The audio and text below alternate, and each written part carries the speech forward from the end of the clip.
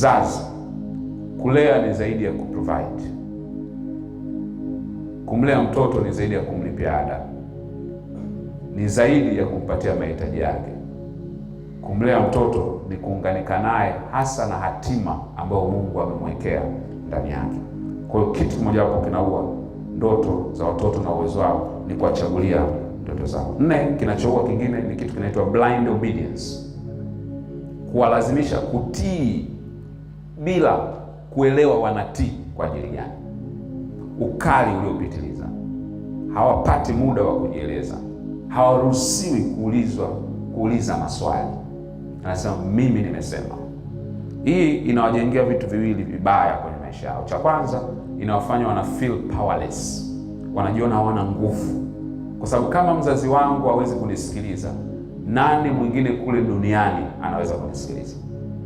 Kama mzazi wangu hawezi kunipa nafasi, hawezi kufeel maumivu yangu, nani mwingine kule duniani anaweza kufeel maumivu yangu?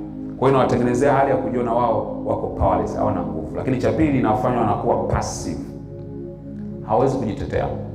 Hii ndio inatengeneza watu wale ambao hata wakionewa unashangaa hawezi kusema wanaonewa, hawezi kutetea haki zao, hawezi kusimamia mambo wanayoamini, kwa sababu wamezoeshwa wao kila kinachosemwa na mtu ambaye ni authority figure kwenye maisha yake anatakiwa aseme ndio. Unajua, moja ya sifa ya mtoto ni kitu kinaitwa imagination, na kitu cha kwanza kinauawa kwenye familia na wakati mwingine hata katika mazingira ya shule ni kitu kinaitwa imagination, creativity. Ndio maana mtoto ni rahisi akamwambia baba, ukirudi kutoka ofisini niletee ndege, nataka kuendesha ndege, au naomba uje na gari yangu, kwa sababu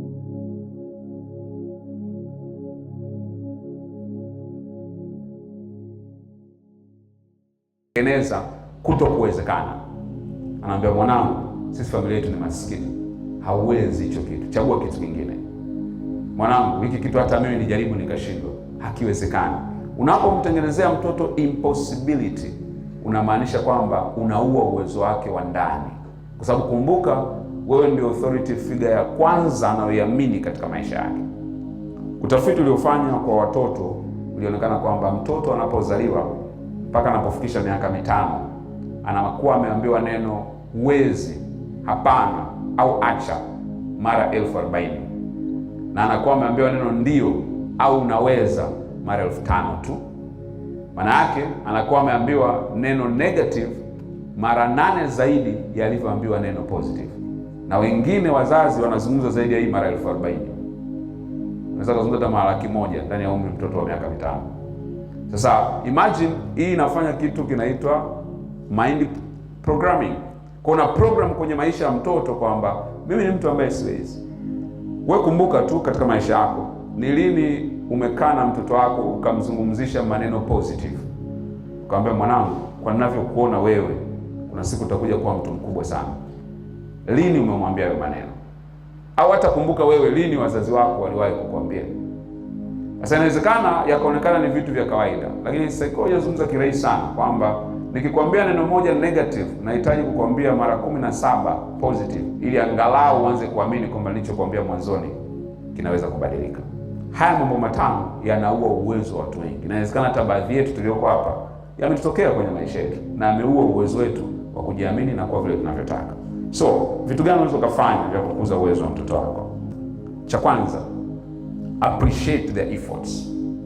Appreciate their efforts. Thamini kila hatua wanayoichukua au kuifanya kwenye maisha yao. Kwa maneno mengine, usiappreciate tu matokeo ya juhudi zao, appreciate zile juhudi ambazo wanazifanya. Kwa maana yake ninachojaribu kusema ni kama mtoto anapoanza kutembea.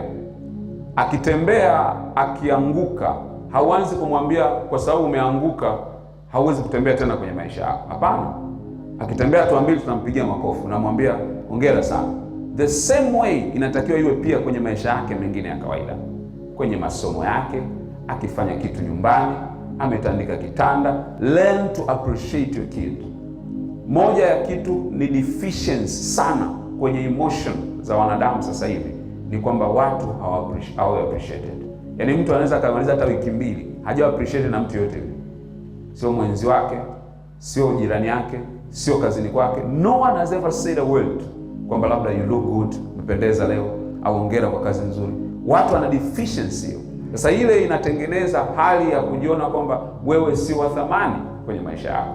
Kwa hiyo jifunze kuthamini efforts za mtoto anazochukua. Usisubiri afanye kitu kikubwa sana au alete matokeo makubwa sana. Mtoto uwezo wake bado ni mdogo.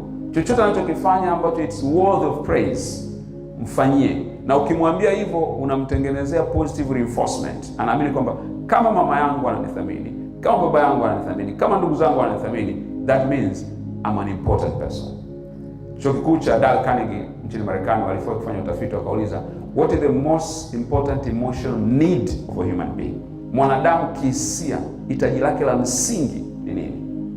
Wengine wakasema kupendwa, wengine wakasema hivyo ku appreciate na kila kitu. Lakini walipofanya ule utafiti wao baadaye wakakonclude kwamba uhitaji mkubwa wa mwanadamu yoyote duniani wa kihisia ni kufeel significant, ni kuonyeshwa yeye ni wa muhimu.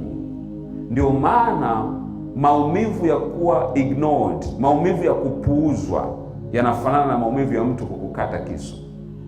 Ndio maana mtu akikupuuza unakasirika sana, kwa sababu mmoja uhitaji wako kama mwanadamu ni kufeel significant. Sasa mfanye mtoto apate hizo hisia kutokea ndani kwako, kwa sababu asipozipata ndani kwako, akizipata nje ya nyumba yako, atawaheshimu, atawathamini na kuwasikiliza walioko nje ya nyumba yako kuliko wewe pale ndani, kwa sababu ni hitaji lake la kawaida. Jambo la pili unaweza kulifanya, waruhusu kutatua matatizo yao. Allow them to solve their problem. Sasa hivi moja ya changamoto tulionayo ni kuwa na kizazi ambacho kiko over dependence. Hawawezi kujisimamia, hawawezi kufanya mambo yao wenyewe, na mara nyingine tunatafsiri kwamba huo ndio upendo. Kama mzazi, process mojawapo ya mtoto kukua ni kufanya baadhi ya vitu ambavyo vitamsaidia kujenga misuli ya maisha yake. Kwa usiwe overprotective, usimlinde kiwango ambacho anashindwa kutengeneza baadhi ya vitu vya msingi vya kumsaidia katika maisha yake.